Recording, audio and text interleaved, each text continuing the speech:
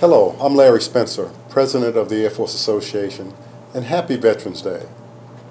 In the early 50s, my father grew up on a farm, and to get off the farm, he joined the Army like many of his friends. He was immediately sent to the Korean War, where he was pressed into combat, both as an expert marksman and as a heavy equipment operator. One day, as he was operating his heavy equipment, he came under fire, and that fire caused him to turn himself away, and he fell off of the bulldozer.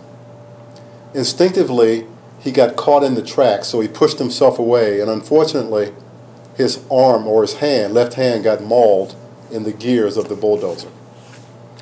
Now, in those days, they didn't have the sophisticated health care and removal from the battlefield like we have today. So he literally sat on the ground or laid on the ground for days before he was rescued.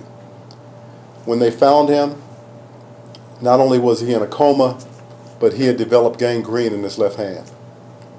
They immediately shipped him off to Japan, where they performed emergency surgery, removed his left hand, and sent him back to Walter Reed Army Hospital for recovery. While at Walter Reed, not only did he recover, but he decided, and he had to fight for, but they allowed him to stay in the Army, where he served for over 20 years and continued to be an expert marksman, even though he only had one hand. Now, growing up, I got to tell you, it was tough because kids teased my father all the time about not having a left hand. In fact, he had a hook in place of his left hand, and people used to call him Captain Hook, which really hurt me.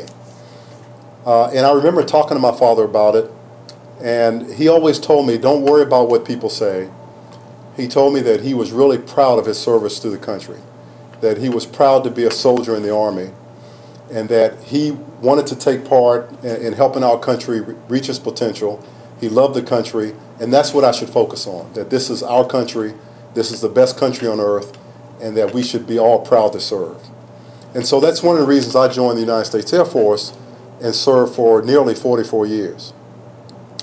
Now, our country is going through a lot right now, and whether you're a Republican or Democrat, I think there's one thing we can all agree on, and that is we all should understand, and I hope we all do understand, that our veterans, the folks that voluntarily join our military to go fight for our country, do so proudly, and they do so that you and I, regardless of where we came from, regardless of what political party we are affiliated with, that we can freely and openly disagree and have those discussions. That's what our military has sacrificed for you and I to be able to enjoy those freedoms.